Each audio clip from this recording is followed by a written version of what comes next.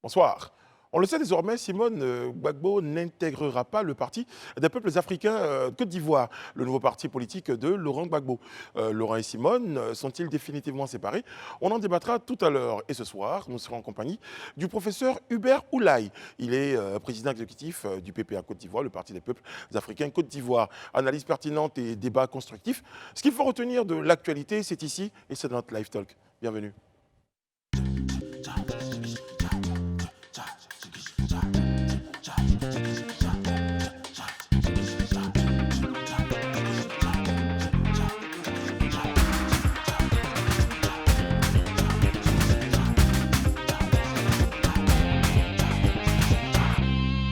Oyez, oyez, avec le sourire et l'amour, nous sommes présents tous les soirs pour vous proposer donc un rendez-vous auquel vous êtes désormais habitués et pour lequel vous êtes tous les soirs de plus en plus nombreux devant les postes de télévision. J'y arrive, téléviseur, de télévision, j'ai choisi un mot.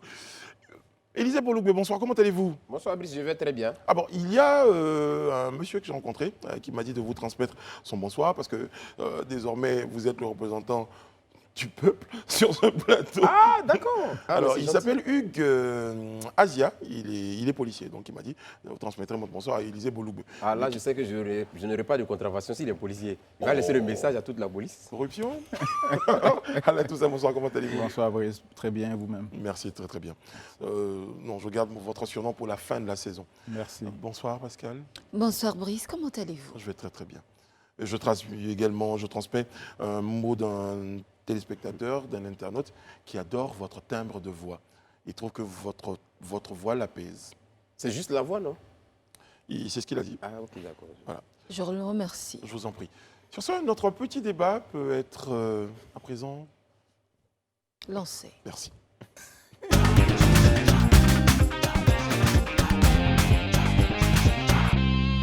Sinon, qui serais-je? L'ex-première dame Simone Gbagbo a refusé d'intégrer le conseil stratégique et politique du PPACI, le nouveau parti politique, vous le savez depuis un moment, de Laurent Gbagbo. Et la rupture est-elle consommée entre ces deux personnalités politiques? Nous en parlons à présent avec nos chroniqueurs autour de cette table. Alain Toussaint, vous parliez sur ce plateau d'une triple rupture. Petit rappel? Oui, écoutez, l'on se souvient qu'au lendemain de son retour au pays, en juin dernier, le président Gbagbo avait déposé une demande de divorce. Et dans la foulée, il avait également annoncé son retour à l'Église catholique. Et puis, les derniers événements politiques ont montré déjà qu'avec l'ex-première dame, ce n'était plus forcément l'harmonie. Donc, ces derniers jours, on a assisté au dernier acte d'une série de ruptures, au pluriel. Et cette fois-ci, c'est la rupture politique. Mais je pense que cela est sans surprise à mon sens. Élisée Bolougbe. Ben, moi, je pense que c'est une juste, je dirais, conséquence de tout ce qu'on a vécu depuis quelque temps. Hein. Et je crois que pour ceux qui ont suivi le cheminement de Mme Gbagbo, devraient déjà l'avoir perçu lorsque elle a pondu le communiqué qui avait fait suite à la publication de la liste de ceux qui devaient faire partie du comité qui devait organiser le congrès du PPA. Elle avait noté dans son communiqué où elle disait les anciens camarades. C'est vrai que sur le coup, beaucoup n'ont pas perçu, mais je pense que c'est déjà depuis là qu'elle venait de prendre la décision vraiment de donner dos à ses anciens amis. Et comme je le dis, elle est conséquente envers elle-même parce que tu ne peux pas avoir refusé de prendre part à un congrès. Tu ne peux pas avoir décidé de ne pas être présente à ce congrès et puis te retrouver dans un comité stratégique. Je crois que depuis longtemps, Mme Simone Gbagbo avait vraiment pris la décision de pouvoir, je ne dirais pas faire chemin seul, mais plus avec ceux avec qui elle a fait chemin depuis longtemps. Vous pensez que c'est à l'annonce de sa nomination au comité stratégique qu'elle a décidé de tourner le dos, ou les personnes qui l'ont nommée à ce comité stratégique savaient déjà, autant vous le dites, depuis longtemps elle le savait, mais est-ce qu'ils ne savaient pas eux? On ne va pas faire de la politique fiction. Moi, je vais m'appuyer sur les faits. Les faits, c'est que quand il y a eu la publication de cette liste, elle a pondu un communiqué dans lequel elle était très formelle. Elle a dit qu'elle méritait de la considération. Elle a dit ça à tout le monde, aux yeux de tout le monde, qu'elle méritait de la considération et qu'elle estimait, pour sa part, qu'elle n'avait pas fait preuve de suffisamment de considération à son égard. Sur cette base, elle n'avait pas apprécié. Elle avait même traité ses camarades d'anciens camarades. Mais quand on produit un communiqué, je veux dire, le dialogue, vous ne faites pas de la politique fiction, vous analysez les faits. Le dialogue est-il totalement suffisamment rompu pour qu'aujourd'hui les uns et les autres soient obligés de se parler par communiqué interposé, produire des communiqués pour s'exprimer? Bon, je parle à Élysée parce que c'est lui qui parlait de communiqué. Je reviens à vous, Pascal, tout à l'heure. Ben, moi, je ne peux pas dire, ça c'est quelque chose que j'ai toujours décrié ici, sur ce plateau. J'ai dit que moi, je trouvais quand même que c'était un peu difficile, surtout venant de ces anciens camarades socialistes-là qui avaient, avec Laurent Gbagbo à la tête, qui avaient fait du dialogue l'âme forte, ou du moins le credo de leur mouvement, se retrouver aujourd'hui à, je ne dirais pas à rompre le dialogue, mais à ne pas pouvoir arriver à s'asseoir même autour d'une table et puis discuter et échanger. On a déjà vu la rupture avec Afin Guessan qui a été déjà plus ou moins actée, qui est actée déjà définitivement d'ailleurs. Il y a la rupture avec Simone Gbagbo. C'est des amitiés de plus d'une trentaine d'années, voire une quarantaine d'années, qui aujourd'hui, je dirais, sont en train de voler en éclats. Et c'est surprenant de la part de ceux-là qui ont fait du dialogue le credo. Donc, à un certain moment, on se pose vraiment des questions de savoir que est-ce que le fait de dire qu'on s'assoit pour dialoguer et tout ça, ce n'était pas juste pour abuser. En tout cas, le président du PPA sera tout à l'heure sur le président exécutif, hein, je précise, du PPA sera sur ce plateau. On aura certainement l'occasion de lui poser cette question-là. Pascal, votre analyse à propos de cette rupture dont on parle, elle est définitive. Certains veulent croire, hein, certains optimistes, mais dans l'âme, veulent encore croire qu'il n'y a pas rupture, mais bon, c'est consommé. Je voudrais dire, pour rebondir un peu sur ce que Élysée Boulougbe a dit, qu'elle n'a pas refusé de venir au Congrès constitutif. Elle n'était pas présente en Côte d'Ivoire. Après, c'est très diplomatique, ce que vous dites, c'est factuel. Mais enfin, c'est factuel. Il faut aussi que il a dit, je m'appuie sur les faits. Les faits, c'est que Mme Gbagbo n'était pas en Côte d'Ivoire. Ensuite, elle avait les dates du Congrès. Elle avait les dates de son événement. Oui. Donc, elle a choisi de partir à l'événement plutôt que de venir au Congrès. Pour en revenir à la question, est-ce que la rupture est consommée? J'aimerais intervenir sur le fond et sur la forme. Je vais commencer par la forme. Dans la forme, le premier contact entre Mme Simone Gbagbo et M. Laurent Gbagbo, c'est celui de l'aéroport. On est bien d'accord, où elle vient et où on a une interprétation de gestes. Le 17 juin. Le 17 juin. Où on a une interprétation de gestes des uns et des autres avec ce qu'on aura dit. Est-ce qu'elle lui a dit à l'oreille de baisser le pied, de baisser le sol, etc. Et puis on a d'autres qui disent non, c'était pas contre elle, etc. On ne va pas rentrer dans les détails, mais sur la forme, leur première rencontre n'est pas un succès, n'est pas un franc succès, et il faut le dire. En tout cas, les apparences ne sont pas sauvées. À partir de ce moment-là, on va partir de dégringolade en dégringolade, de toute façon, avec les uns qui disent qu'ils n'ont pas été considérés, qu'ils n'ont pas été invités formellement à ceci ou à cela. Mais quand on regagne son pays, permettez-moi de penser qu'on regagne aussi sa maison familiale. La maison familiale n'existe plus, il n'y a aucun leurre de part et d'autre. Sur la forme également, ce qu'il fallait attendre, parce que le calendrier du PPACI lui appartient, le jour même de la conférence pour dépêcher, donc déjà ça crée une première absence, celle du président exécutif, pour dépêcher ce président exécutif pour aller demander à Mme Gbagbo si elle veut intégrer le conseil stratégique et politique. Permettez-moi juste de faire une petite pause pour revenir à Élysée Boulougbe. Là, vous parlez de dialogue. Peut-être qu'il y a l'entame d'un dialogue là, quand même, quand on dépêche quelqu'un pour aller la rencontrer. Le jour de la conférence? Je reviens là-dessus.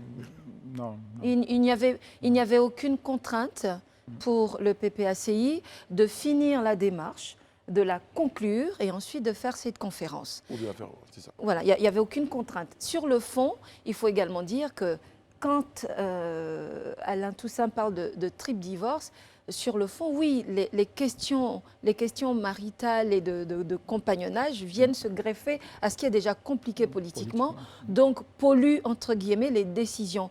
Et ce n'est que justice parce que ce ne sont que des hommes.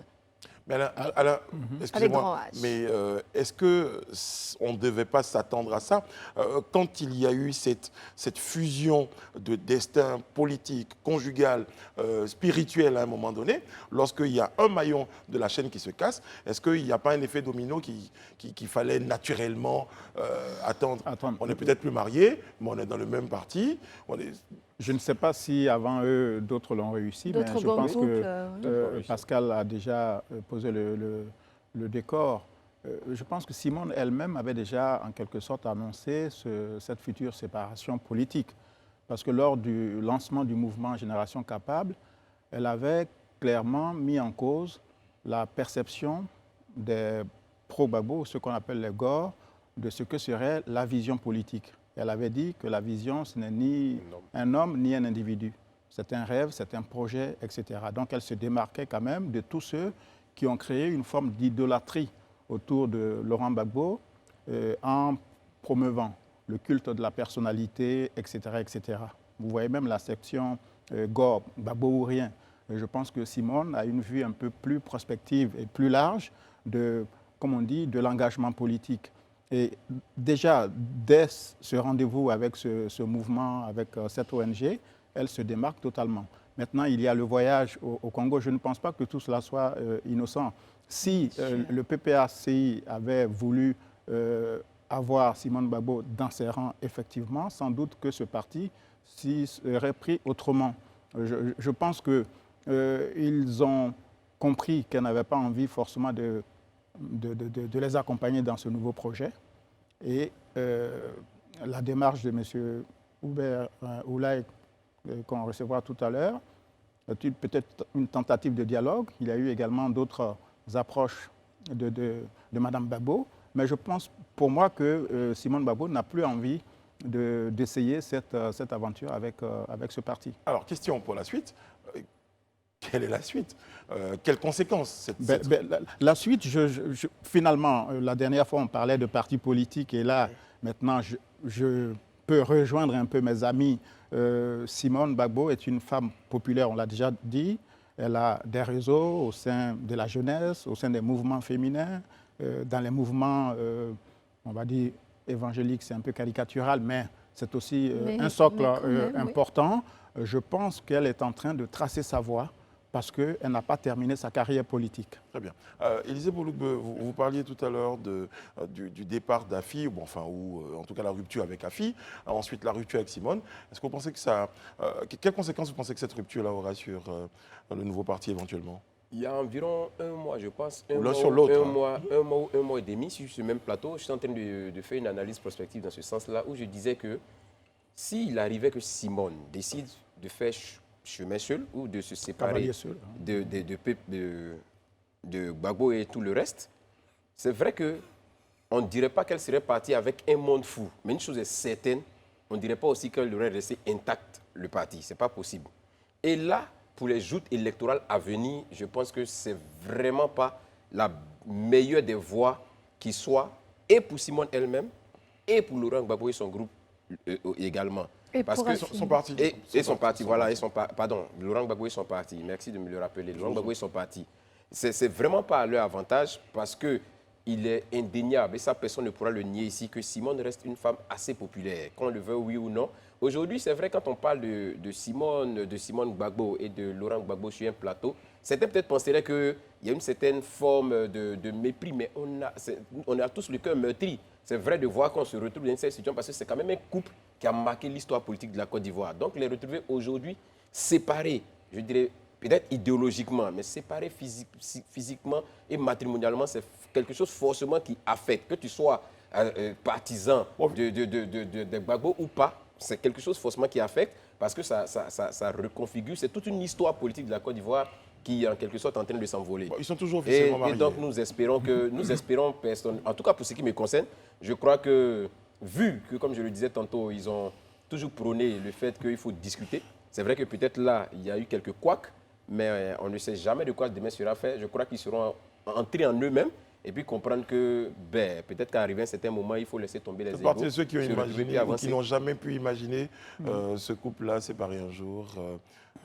On dit jamais dans une relation, mais dans un couple, même dans un parti politique. Mais franchement, ce n'était pas aussi les premiers qu'on voyait se séparer comme ça, dans l'imaginaire. Ça, c'est aussi une réalité. Je pense qu'il ne faut pas être trop dans l'amertume non plus, parce que de toute façon, il s'agit du destin d'une nation que veulent embrasser un certain nombre de personnalités.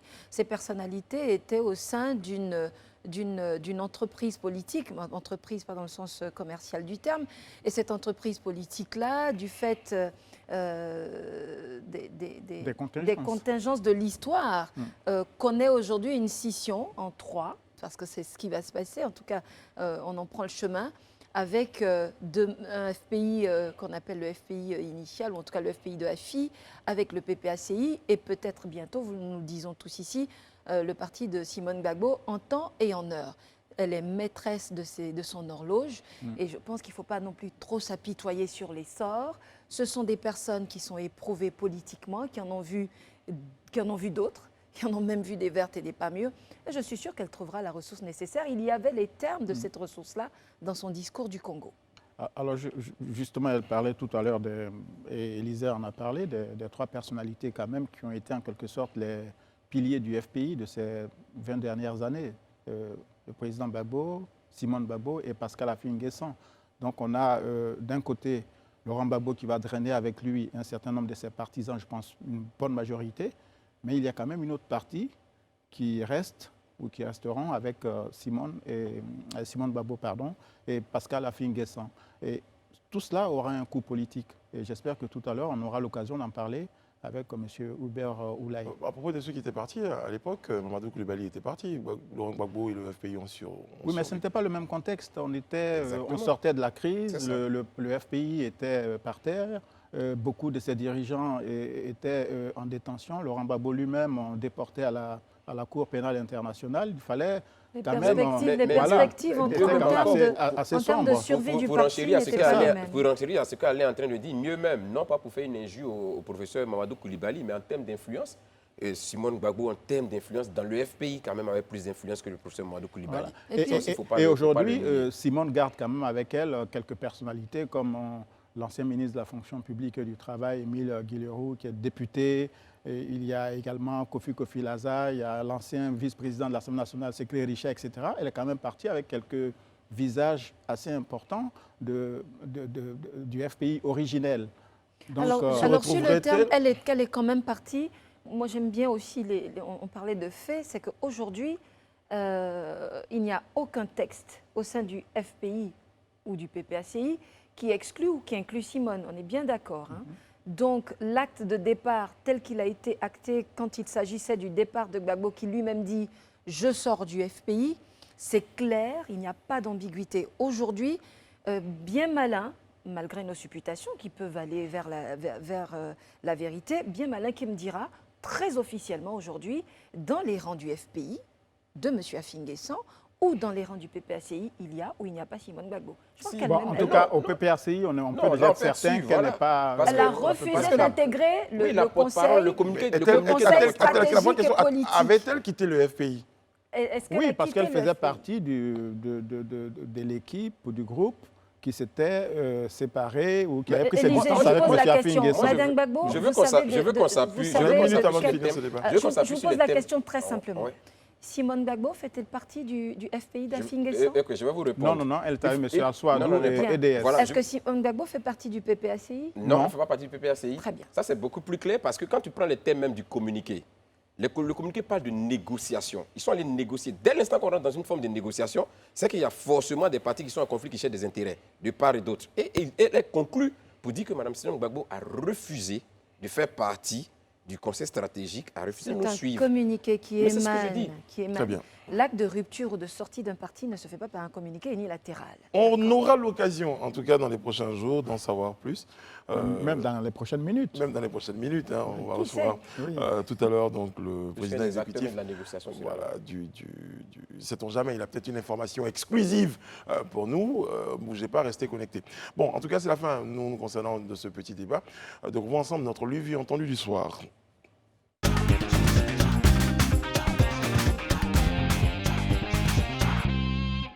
Et ce lu, vu et entendu nous vient du média en ligne, Ivoire Business, le site d'information, a rapporté que la diaspora avait pris la rue à Paris, en France, pour exiger un passeport pour l'ex-ministre Charles Blé Goudé.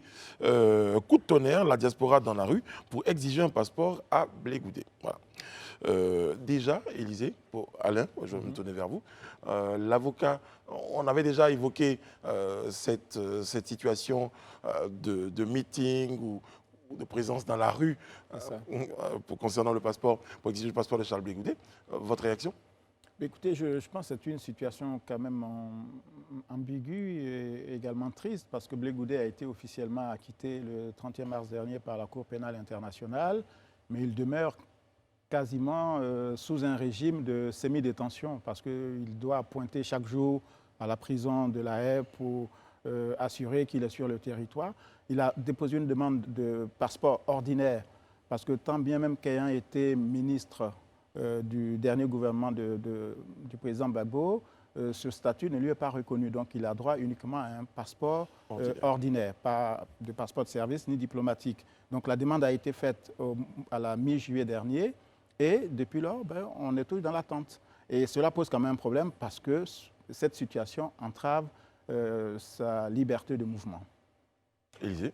Oui, moi je pense que ça pose vraiment des questions, la situation de non-octroi du passeport à M. Charles Blé Goudet, parce qu'il faut dire que ça demande quand même date d'il y a quelques mois, je dirais autour de 5-6 mois, je pense. Ou non, un peu plus. mi-juillet, il a été enrôlé Voilà, à l'ambassade aux Pays-Bas, à Amsterdam. On est pratiquement à 5 mois.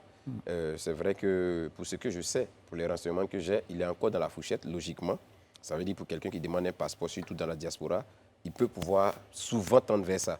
Mais comme je le dis, vu que ce n'est pas un citoyen, à mon sens, aussi ordinaire et simple, au regard de tout ce qu'on sait tous comme activité politique pour lesquelles il était vraiment engagé et toutes les négociations aussi et tout ce procès qui a permis qu'on puisse voir, permettre qu'il soit acquitté, il est important quand même à ce niveau-là qu'il y ait une communication officielle sur cette question. Moi, je pense qu'il faut que peut-être les autorités éclairent la lanterne vraiment de tous les citoyens et qu'on dise où on en est avec cette histoire. En tout cas, l'avocat qu'on a réussi nous a dit on mène des négociations. Voilà, on n'a pas envie de faire beaucoup de bruit. Au moins, les négociations sont secrètes. Mais je crois qu'on est passé à la rue. Ça suscite des questions. Le risque, c'est de faire de Blé Goudet un martyr au carré. Voilà, il a déjà été, la martyr du passeport. Il a déjà été détenu 7 ans.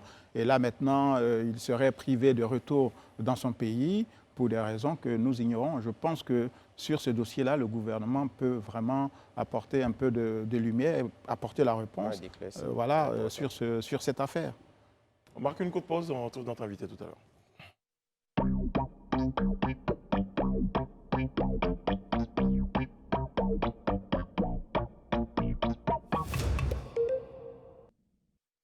Nous sommes de retour sur le plateau du Live Talk pour nous regarder sur les canaux 206 du bouquet Canal+, le numéro 6 de la TNT. Il est l'heure pour nous à présent de recevoir notre invité.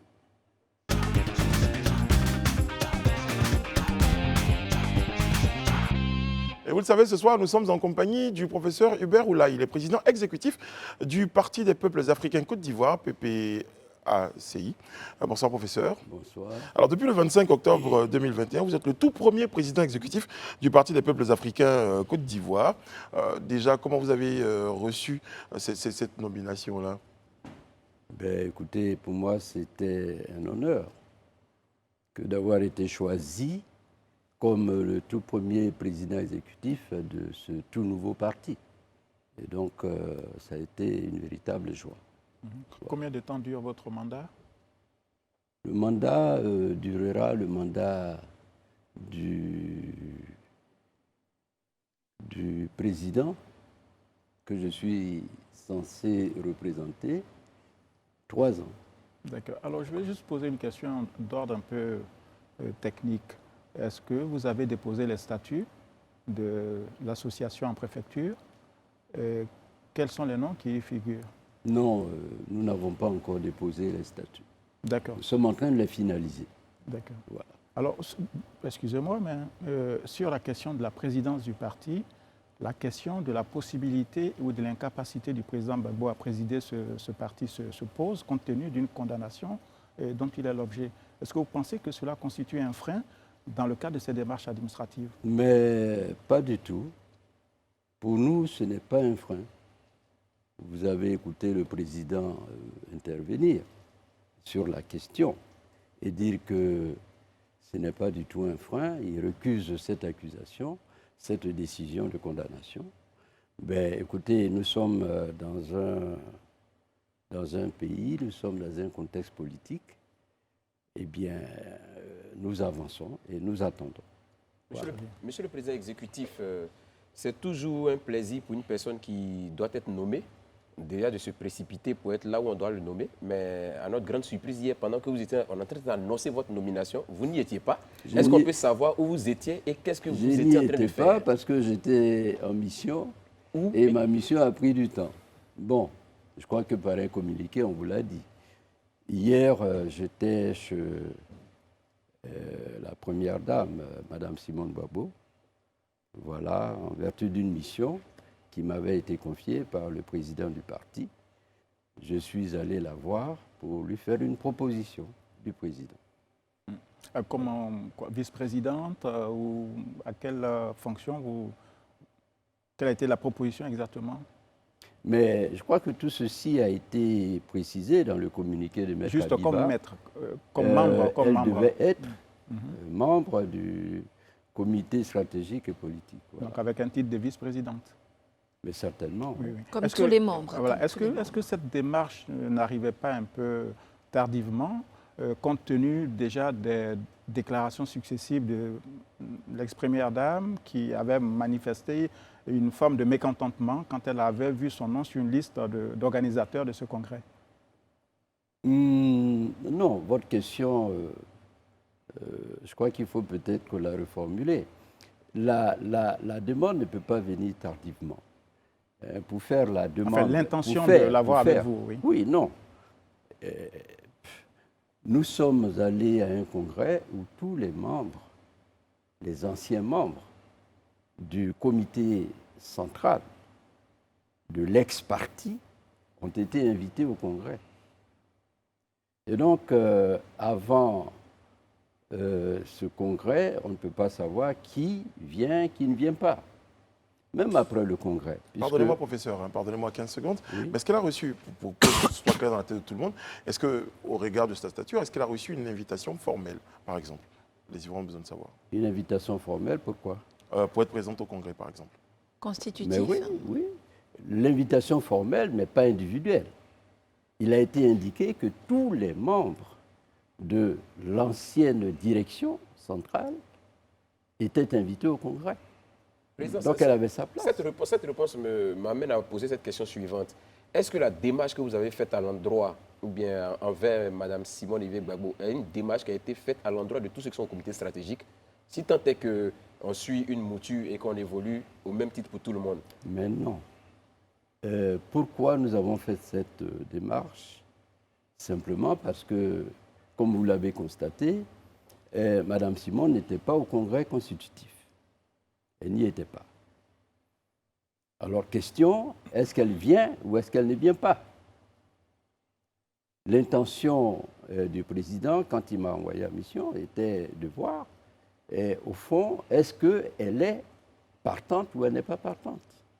Il a prévu sa place au comité stratégique et politique, n'est-ce pas? En se disant, même si on ne l'a pas vue au congrès, elle n'était pas là, elle était au Congo, peut-être qu'elle a toujours l'intention de continuer, eh bien, j'ai prévu sa place, tu le lui dis. Et c'est ce que j'ai fait. Est-ce qu'elle vous a donné les raisons de son refus? Non, elle a souhaité ne pas continuer avec l'équipe actuelle, c'est tout. Donc elle emprunte son propre chemin. Très bien, professeur, on va revenir à vous parler de ce qui fait un peu l'actualité. On parlait de votre visite. Cette fois, vous me permettrez de parler, puisque vous êtes le président exécutif du PPA Côte d'Ivoire, ou d'un PPACI, je crois qu'on prononce comme ça, pour que vous nous parliez un tout petit peu de l'offre politique de ce nouveau parti-là que les Ivoiriens découvrent, et surtout de cette vision concernant ce parti. C'est plus technique cette fois. Écoutez, le PPACI, comme vous l'avez vu, est né sur les cendres, si je puis m'exprimer ainsi, de notre ancienne formation politique, qui est le FPI. Donc vous êtes parti, vous êtes parti, professeur. Oui, que nous avons laissé entre les mains de M. Afi Nguessan. Mais nous avons conservé tous nos fondements. Nous sommes des socialistes. Nous travaillons pour une Côte d'Ivoire de progrès, de justice. Ceci demeure notre credo, n'est-ce pas? Aujourd'hui, nous avons décidé d'y ajouter la dimension panafricaniste, n'est-ce pas, à partir du moment où nous avons constaté que, quelles que soient les démarches des pays africains, esselés dans un monde globalisé, un monde de grande puissance, un monde de blocs, n'est-ce pas, économiques puissants, nous ne pourrons pas aller plus loin dans la recherche du bonheur pour nos peuples. Et par conséquent, il fallait que la dimension panafricaniste vienne pour épauler, pour accompagner, n'est-ce pas, ces pays qui, depuis après leur indépendance, n'est-ce pas, n'ont pas pu engranger quelque chose de solide, n'est-ce pas, et de vraiment significatif. Voilà. Mais Président, je veux rebondir. Effectivement, vous avez parlé d'un parti panafricaniste et tout ça, et c'est aujourd'hui dans cette vision que vous êtes. Ça m'amène à vous poser cette question suivante. Comment, à titre personnel, vous avez accueilli la réaction de votre leader? C'est vrai qu'on sait que généralement, il est très difficile pour vous, ou bien pour ceux qui sont proches de Laurent Gbagbo, de vraiment le critiquer en public, ou bien de dire des choses qui soient contraires à ce qu'il dit. Mais honnêtement, comment vous avez apprécié les réactions qu'il a eues vis-à-vis des questions du journaliste de France 24 quand il faisait allusion au Mali et à la Guinée? Pourquoi vous dites ça, Élisée? Et au Tchad. Parce qu'on a vu, par exemple, qu'il a dit que ce n'était pas des problèmes qui le concernaient. Je le résume, je le paraphrase, que ce n'est pas des problèmes qui le concernaient. Très peu de temps après avoir affirmé... Voilà, que ça concernait ces pays et que c'était... Vous pensez que ça vient en rupture de quoi? Pour un panafricaniste, on pense que quand même si c'est vrai que le théâtre des opérations ne se passe pas sur ton territoire, mais pour un panafricaniste, tout ce qui se passe sur le continent nous intéresse. Parce que l'objectif derrière, c'est de vraiment fédérer toutes les forces et permettre au continent de pouvoir émerger, je suppose. Professeur, votre réaction, si vous le souhaitez. J'avoue ne pas bien comprendre le expliquer. sens de la question. Voilà, expliquez-moi. Ok. Le président Gbagbo, lorsqu'il a été reçu en interview par le journaliste de France 24, il lui a posé des questions relatives à certains pays, notamment la situation au Mali, à la situation au Tchad. Et sur ces questions, le président Gbagbo a dit que ça ne l'intéressait pas. Je résume, ça veut dire que c'est des questions qui sont inhérentes à ces pays. Il ne veut pas en parler. Est-ce que pour quelqu'un qui aujourd'hui décide d'amorcer la vision du panafricanisme, c'est un commentaire qui est indiqué? Et vous, en tant qu'un proche, comment vous analysez ça? Vous pensez que c'était indiqué? Écoutez, je ne pense pas qu'on puisse accuser le président Laurent Gbagbo de ne pas s'intéresser véritablement aux problèmes des autres pays africains. Il y a eu l'occasion, à plusieurs reprises, n'est-ce pas, de prendre des positions allant dans ce sens. Sur cette interview, je pense que le président a voulu certainement recentrer le débat sur la Côte d'Ivoire, où il est arrivé, où un certain nombre de problèmes se sont posés et où il a pris un certain nombre de décisions. Et c'est certainement sur ces décisions qu'il attendait que le débat s'ouvre. Et je crois que c'est pour cela. Mais autrement, on a pu voir dans le passé, quand il était au pouvoir et même avant, le président Laurent Gbagbo s'intéressait quand même au sort des autres pays africains. Voilà. Alors, pour parler un peu, enfin, continuer de parler du panafricanisme, vous affirmez que ce parti est panafricaniste, socialiste et souverainiste. Alors, je voulais comprendre un peu le lien que vous faites entre ce panafricanisme et le souverainisme. Et d'autre part, vous parlez de socialisme. On sait qu'entre 2000 et 2010, le gouvernement du président Gbagbo a quasiment mené une politique néolibérale, avec le succès qu'on sait aussi. C'était quand même un gouvernement qui était très actif, qui a bien travaillé. Alors, donc, est-ce que vous avez changé de logiciel?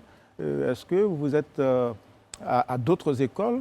Est-ce qu'on peut avoir des éclaircissements? Je veux comprendre, en fait, parce que j'ai du mal à comprendre l'association de ces trois termes-là. Oui. Alors, vous dites, est-ce qu'on peut être souverainiste et être panafricaniste? Oui. C'est ce que vous voulez dire. Parce que le souverainisme souvent renvoie à une forme de repli, etc. La défense des intérêts, certes, mais d'abord... Oui, mais ça, c'est une compréhension étriquée du souverainisme. Et la souveraineté renvoie à un État qui souhaite prendre lui-même ses décisions dans tous les domaines, économiques, culturels, qu'est-ce que vous voulez, mais c'est lui qui décide. Également au plan international, ce qui n'était pas le cas pour des pays colonisés, par exemple. Tout à fait. La décolonisation étant le fait de passer d'une souveraineté à une souveraineté qui est propre, Tout à fait. à une autodétermination. C'est de ça qu'il s'agit. Donc, un État indépendant est souverain en ce sens qu'il décide pour lui-même, au plan interne et au plan international. Tout à fait. C'est ce que ça veut dire. Et lorsqu'on parle de souverainisme aujourd'hui, c'est bien parce que les pays africains, pour la plupart des pays africains, nous sommes sous une domination néocoloniale.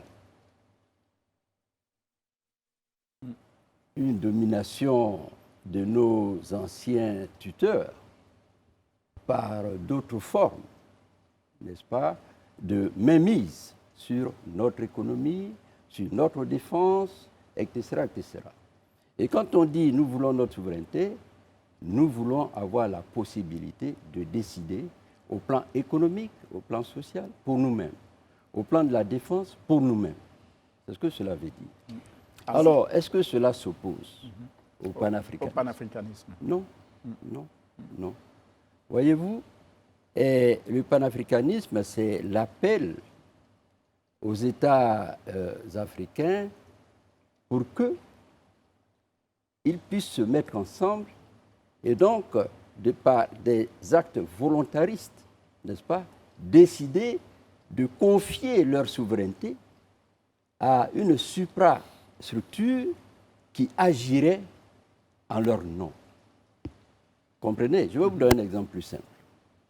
Aux États-Unis, par exemple, les affaires étrangères, la monnaie, la défense est la chose de l'État fédéral. Tout à fait. Pour le reste, la gestion de l'école, Très bien. autre chose. Bon, professeur, on a bien compris votre point de vue sur cette question. On a un bon nombre de questions. On va tout de suite partir à la pub et revenir derrière pour la suite. Merci.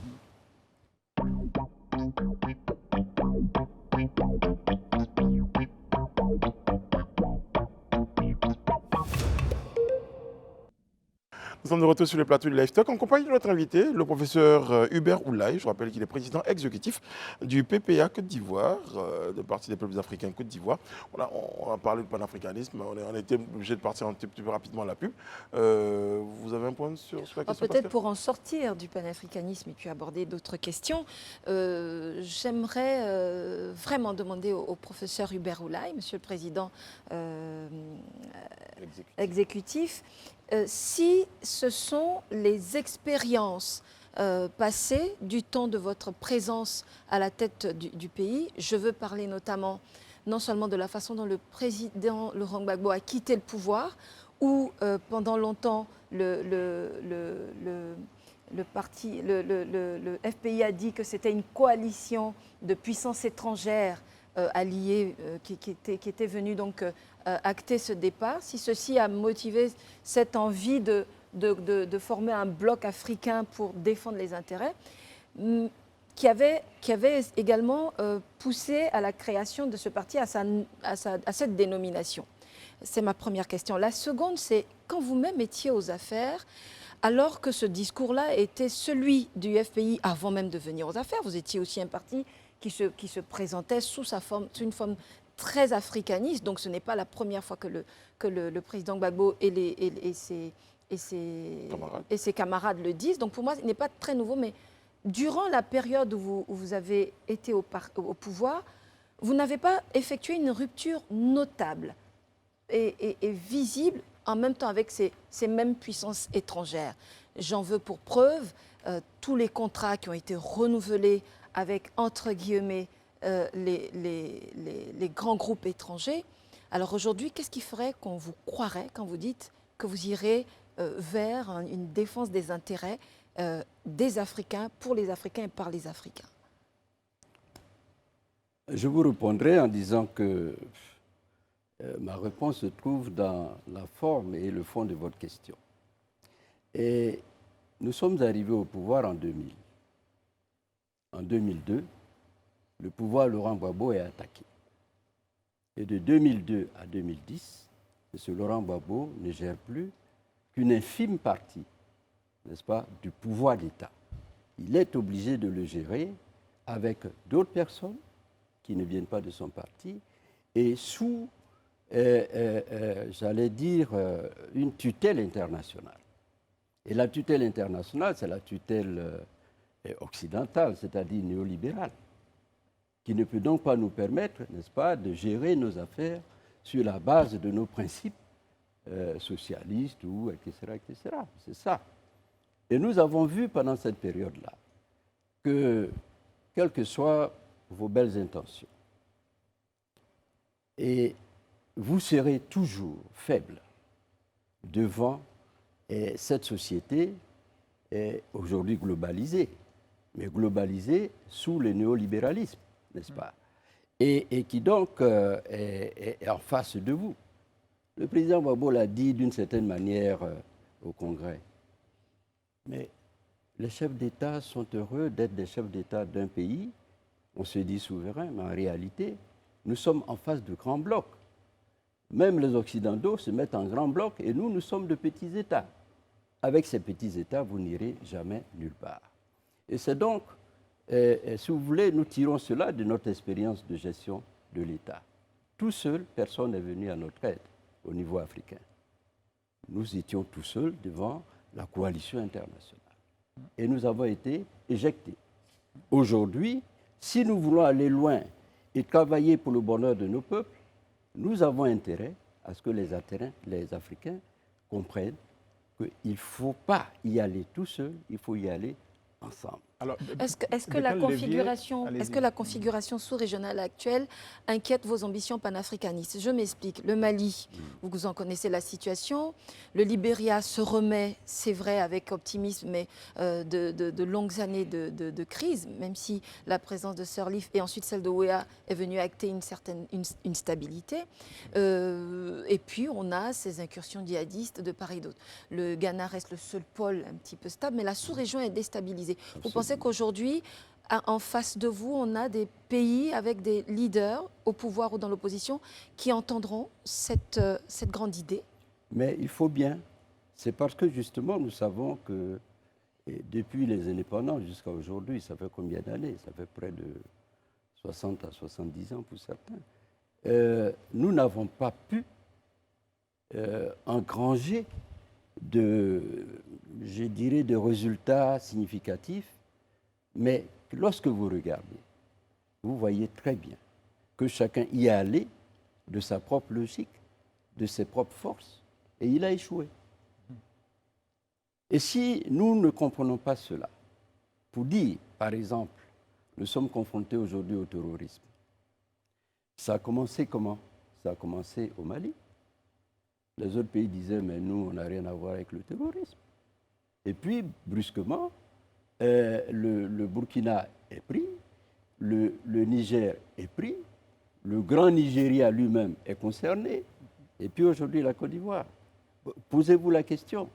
Et le terrorisme commence au nord du Mali et il se retrouve au nord de la Côte d'Ivoire.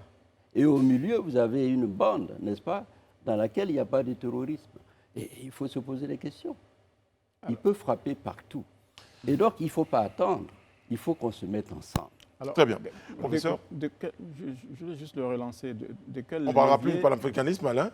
Non, de quel levier disposez-vous justement pour constituer ce bloc africain contre les Occidentaux? Et d'autre part, est-ce que vous ne pensez pas que la meilleure réponse au terrorisme dont vous parlez est aussi peut-être le développement économique, répondre aux besoins primaires des populations?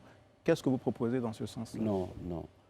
Moi, je crois que la réponse au terrorisme, l'une des réponses. Ce n'est pas l'une des réponses au terrorisme, aurait pu être. Non, pour moi, elle n'est pas économique.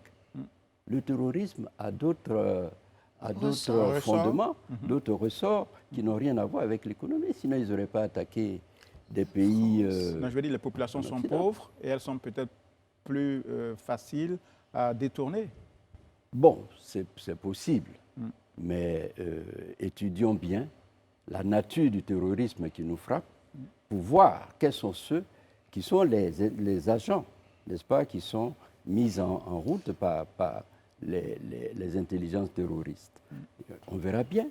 Est-ce que ce sont des Ivoiriens qui, par exemple, dans le nord de la Côte d'Ivoire, attaquent? Ou bien est-ce que ce sont des personnes, n'est-ce pas, entraînées ailleurs qui viennent? Bon. Très bien. Je crois qu'on a Toutes ces besoin. réponses. Professeur, on va vraiment sortir parce qu'elle m'a fait le coup d'en sortir. Elle n'est pas vraiment sortie du panafricanisme. J'ai mis un pied dedans, mais il paraît qu'un pied dedans, un pied dehors. C'est Sur sûr. les leviers dont il dispose pour le bloc africain contre Alors, justement cette là-dessus, exploitation là-dessus. de l'Afrique. Oui. Oui, non, là-dessus, effectivement, lorsque nous disons que nous allons agir pour que le panafricanisme ne reste pas un vain mot, nous ne disons pas que nous avons la possibilité demain, n'est-ce pas, de faire émerger un panafricanisme comme ça a été le cas à l'époque, n'est-ce pas, pour nos indépendances. Hein. Pour les indépendances, tous les Africains étaient unis et on a vu la force que ça a déployée et qui a permis à un grand nombre de pays africains d'obtenir l'indépendance. Aujourd'hui, il s'agit d'obtenir encore une indépendance, mais une vraie indépendance, n'est-ce pas?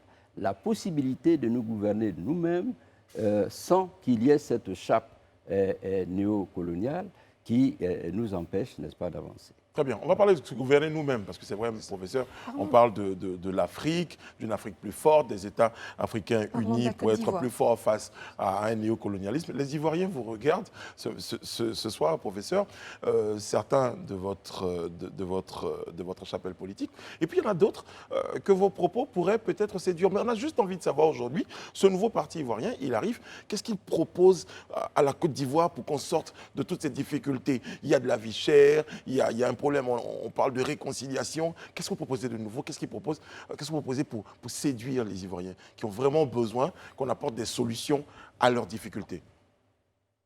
Mais nous pensons qu'il faut d'abord créer un climat, je dirais, d'apaisement.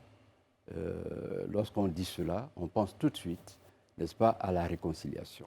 Nous sommes dans un contexte aujourd'hui qui est un contexte mitigé, dans lequel nous ne sommes pas encore totalement sortis de la crise.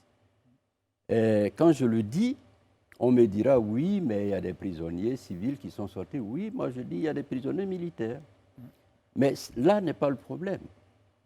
La Côte d'Ivoire est un pays riche, prospère. Le président Houphouët-Boigny disait à l'époque, et on était encore jeune, on n'a rien, c'est un pays béni de Dieu. Mais on se rend bien compte. Aujourd'hui, la convergence des migratoires dans la sous-région, c'est sur la Côte d'Ivoire. C'est la preuve que nous avons les moyens. Et lorsque nous sommes arrivés au pouvoir, nous avons démontré, parce que nous n'avions pas l'assistance internationale qui avait été coupée, mais nous avons démontré que nous pouvons vivre avec nos ressources. Donc nous avons la capacité, n'est-ce pas, de générer des ressources, des revenus suffisants, n'est-ce pas, pour que les Ivoiriens sortent enfin de la pauvreté. Mais encore faut-il, n'est-ce pas, que le climat soit un climat de paix, un climat dans lequel la démocratie joue pleinement. À ce moment-là, nous pourrons, par exemple, pour nous qui estimons que la justice sociale est un élément fondamental, mais nous pourrons, à partir de ces richesses-là, faire en sorte que la pauvreté générale, qu'elle puisse diminuer. Alors, sur la réduction des inégalités, est-ce que vous pensez que le gouvernement actuel fait assez ou pas du tout pour justement réduire ces gaps? Écoutez, les chiffres, n'est-ce pas, qui sont donnés, sont des chiffres qui nous viennent des instances internationales qui indiquent que notre taux de pauvreté est encore aux alentours de 40 à 45%, je crois. Et ce qui veut dire qu'il y a beaucoup à faire pour réduire les inégalités.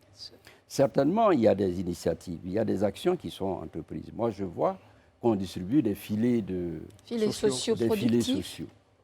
Mais moi, je pense que c'est bien.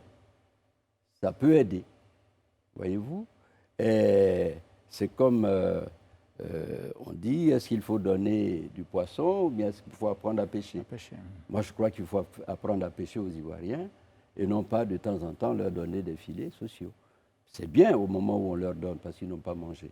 Mais il faut aller plus loin. Il faut concevoir une politique où l'Ivoirien, n'est-ce pas, profite des richesses de son pays par le travail. Vous estimez que la croissance dont on parle, en fait, ne ruisselle pas dans les foyers, dans les familles? Mais ce sont les taux qui parlent, ce n'est Oui. pas moi. On était à 2% nous étions... l'année dernière et Oui. 6,5% à la fin de l'année. Pour Oui. vous, ce ne sont que des chiffres? Mais c'est des chiffres, c'est de bons chiffres. Nous souhaitons que la Côte d'Ivoire puisse aller même au-delà de ces chiffres, n'est-ce pas? Mais nous disons que les chiffres démontrent que cette croissance-là ne profite pas à la majorité. C'est ça. Et ce que nous voulons, nous, au PPACI, c'est ce que nous avons voulu par le passé, c'est la même chose. Faire en sorte que la pauvreté diminue et que la justice sociale, le travail, n'est-ce pas, soit à la portée des Ivoiriens. Voilà. Mais évidemment, qu'est-ce que nous voulons et quelle est notre démarche? Mais tout leader politique, tout parti politique qui se respecte aujourd'hui ne peut que commencer par demander qu'il y ait une véritable réconciliation. Tout à fait. Pour que, libérés d'un certain de poids inutile, eh bien, les Ivoiriens puissent se consacrer à un travail, n'est-ce pas, de production. Voilà. Mais le Moi, gouvernement c'est- vous répondra, c'est ce que le gouvernement vous répondra, par exemple, qu'en facilitant le retour des exilés et autres opposants politiques, il contribue quelque part à créer ce climat Oui. qui est propice à la paix civile, à la paix sociale, mais aussi aux investissements. Oui. Lorsqu'on libère les prisonniers, c'est une bonne chose. On salue le gouvernement lorsqu'il libère des prisonniers. Vous-même avez été amnistié, c'est vrai. Bon, il y a eu des amnisties. Les exilés reviennent. Mais il y a encore des prisonniers. Les amnisties, n'est-ce pas, sont à angle variable. N'est-ce pas? Mais ce n'est pas ce que nous voulons. C'est pour ça que nous parlons de réconciliation. La réconciliation qu'il faut dans ce pays et qu'il faut promouvoir, c'est une réconciliation dans la vérité. Il faut savoir pourquoi nous en sommes arrivés là. Quel est le cadre dans lequel vous voulez cette réconciliation qui passe pour vous par la vérité s'exprime? Est-ce que vous pensez qu'il faudrait... Quel est le cadre dans lequel vous voudriez que ça s'exprime une bonne fois pour toutes afin que tout, Qu'est-ce que vous nous proposez, ne professeur, ressassions plus pour que cette réconciliation cette soit- question? Écoutez, ce que vous ai nous bien compris, proposons n'est pas compliqué. La crise qui a duré de 2002 à 2011, parce qu'elle a connu des pointes en 2011, et qui a encore des séquelles, puisqu'il y a des prisonniers, surtout les militaires, il y a encore des exilés. Des exilés. Évidemment, beaucoup a été fait. Moi-même, j'ai été exilé, je suis revenu, j'ai été prisonnier, je suis sorti. Bon, et je ne suis pas le seul. Ça, il faut le saluer. Mais pourquoi on en est arrivé à cette crise? Parce que si vous ne vous posez pas la question, mais demain, il y en aura une autre. Professeur, moi, je voudrais vous poser une question directe. Et vous êtes devant les Ivoiriens, vous allez vraiment essayer de nous donner une réponse franche. Honnêtement, est-ce qu'aujourd'hui, vous, au PPACI, avec le président Laurent Gbagbo en tête, vous pensez que vous n'aviez pas de responsabilité dans tout ce que la Côte d'Ivoire a connu depuis votre prise de pouvoir jusqu'à ce que nous vivons aujourd'hui? Est-ce qu'honnêtement, vous n'avez pas de responsabilité à l'intérieur? Si vous avez des responsabilités, à quel niveau? Et comment vous pensez personnellement pouvoir, je dirais en quelque sorte, vous réconcilier avec les Ivoiriens et leur permettre de pouvoir vous pardonner cette part de responsabilité que éventuellement vous aurez eue? Mais vous apportez de l'eau à mon moulin. Vous voulez savoir si nous nous reconnaissons responsables? Avoir part Une de quelconque responsabilité. responsabilité. Tout ce qu'on a vécu Mais jusqu'aujourd'hui. justement, c'est pour ça que nous voulons une réconciliation dans la vérité. C'est-à-dire autour d'une table. Tous les Ivoiriens ont été concernés par cette crise qui a duré plus de 10 ans. N'est-ce pas? Eh bien, donnons la parole aux Ivoiriens. Alors, Ils diront, c'est vous. Ils diront, c'est moi. Je me défendrai, vous vous défendrez. Une Et conférence nous nationale. saurons à ce moment-là qui, n'est-ce pas, est le fautif qui n'est pas fautif, qui a commis de grandes fautes. Une qui conférence n'en sur a le pas modèle fait. du Forum pour la Alors, réconciliation je pour la reviens police. sur le Par cadre. exemple, moi, La c'est catharsis ça. de cette période-là, vous pensez qu'il faut Il faut. cristalliser cela dans quel cadre très Absolument. précisément? Moi, je crois Une qu'il ne faut conférence pas en faire nationale? l'économie. Il faut que les Ivoiriens se parlent, qu'ils se disent la vérité. Voyez-vous, il y en a qui disent, ah ben, moi je demande pardon. Mais tu demandes pardon pourquoi?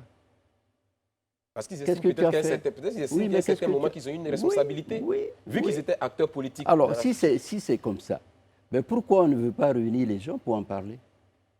Il y en a beaucoup qui veulent parler. Faisons-le. Et nous verrons. Voyez-vous, je vais vous dire, pourquoi, par exemple, il ne suffit pas de libérer des prisonniers.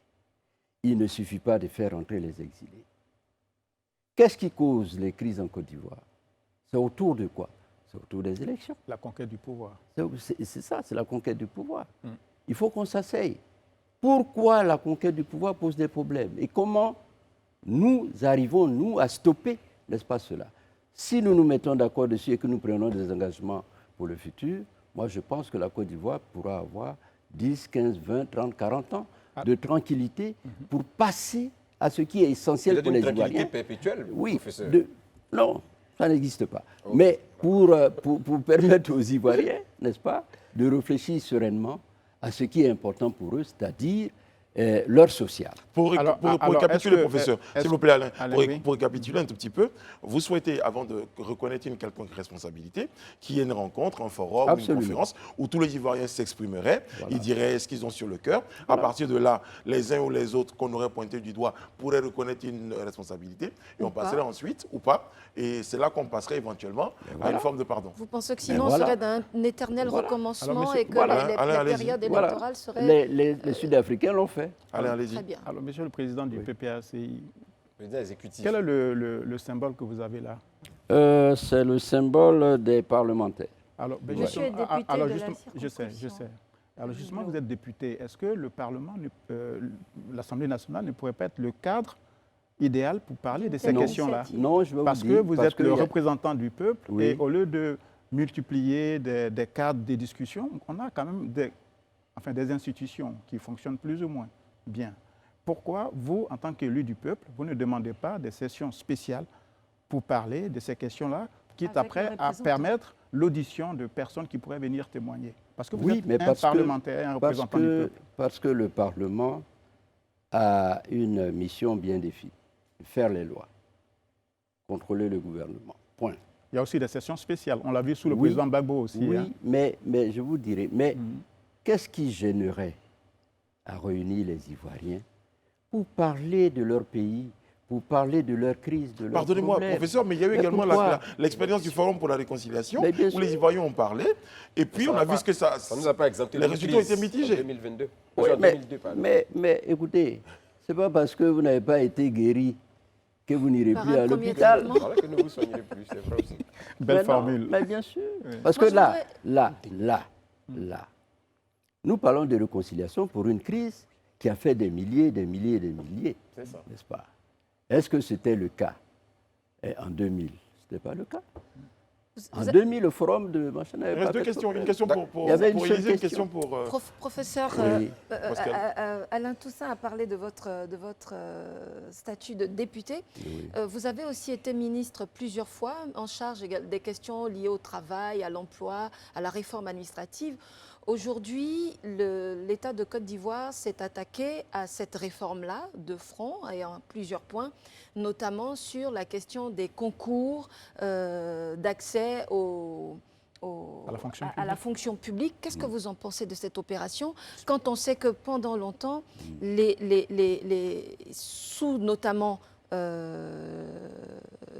La refondation. la refondation, c'était très décrié et que même une phrase du président avait suscité polémique puisque les concours étaient dits payants et puis qu'il avait, par cette phrase-là, plus ou moins acté ou entériné ou accepté cet état de fait. Qu'est-ce que vous pensez des réformes actuelles Écoutez, j'étais entamées ministre dans le Oui, secteur? j'étais ministre de la fonction publique. Il y a beaucoup de choses qui ont été dites. Il y a beaucoup de choses qui sont vraies. Il y a beaucoup d'Ivoiriens qui vont en prison Parce qu'ils vont proposer à des candidats de leur obtenir la réussite moyennant quelque chose. N'est-ce pas? Vous avez été ministre, ce sont des faits qui vous ont été rapportés, des réalités que vous avez traitées. C'est des réalités que nous avons traitées, n'est-ce pas? Nous avons mis en place des dispositifs pour empêcher, bloquer un certain nombre de choses. Mais vous savez, l'administration ivoirienne est une administration qui a besoin, n'est-ce pas, d'être constamment, n'est-ce pas, comment dire, épurée. Mais là, il n'y avait aucune puissance étrangère qui vous contraignait. Comment on n'avait pas pu endiguer ce phénomène? Mais qui vous a dit qu'on n'a pas endigué? Mais on l'a endigué. On a mis en place, moi j'ai mis en place, par exemple, des comités, n'est-ce pas, qui ont travaillé à la satisfaction du président. D'accord, président, on va terminer avec ça. Voilà. Vous êtes devant les Ivoiriens. Monsieur Laurent Gbagbo pourrait-il être candidat en 2025? Mais il a dit lui-même, d'abord, au moment où le président Laurent Gbagbo prend son avion pour revenir, la question c'est, est-ce qu'il va encore faire de la politique? Bon, il a répondu à cela. Il arrive, la question c'est, il faut limiter l'âge. C'est une question qui est débattue aujourd'hui. Limite de l'âge à 75 ans. À l'époque, on l'avait limité. Quand on levait la limite de l'âge, on a dit pas mal de choses ici. Ah oui, mais un politicien, à n'importe quel âge, il peut apporter. Aujourd'hui, c'est revenu. Est-ce que vous voyez? Le président Laurent Gbagbo a répondu la dernière fois en disant, si en 2025, il se trouve qu'en étant candidat, je peux apporter la victoire à mon parti, je le serai. Si je pense que ce n'est pas moi, je lâcherai, n'est-ce pas, la candidature pour quelqu'un d'autre. Mais ça, c'est en fonction des circonstances, le moment venu, et pas avant. Professeur Hubert Oulaye, merci beaucoup. Malheureusement, Alain, il a une question, malheureusement. On n'a pas le temps pour... Je crois qu'il faudra se résoudre à ne plus poser cette question. Non. Mais on a été très heureux de vous recevoir et surtout, vous transmettrez à tous les autres que sur Live TV, nous vous offrons cette opportunité-là de vous exprimer quand l'actualité vous le permet. Et chaque fois que nous avons l'occasion de vous inviter, eh bien, nous le faisons. Merci beaucoup. Moi, je vous remercie. Et nous aussi, n'est-ce pas, nous souhaitons, quand l'actualité le demandera, nous souhaiterons, n'est-ce pas, venir, on vous contactera. Les Ivoiriens ont besoin d'être informés. Absolument. Et il faut être ouvert, il faut parler, il faut dire pour permettre à chacun de prendre position. Et une chaîne comme Live TV vous le permet. Merci beaucoup, professeur. Ça a été un vrai bonheur de vous avoir sur notre plateau ce soir. Merci à toutes les équipes techniques et éditoriales.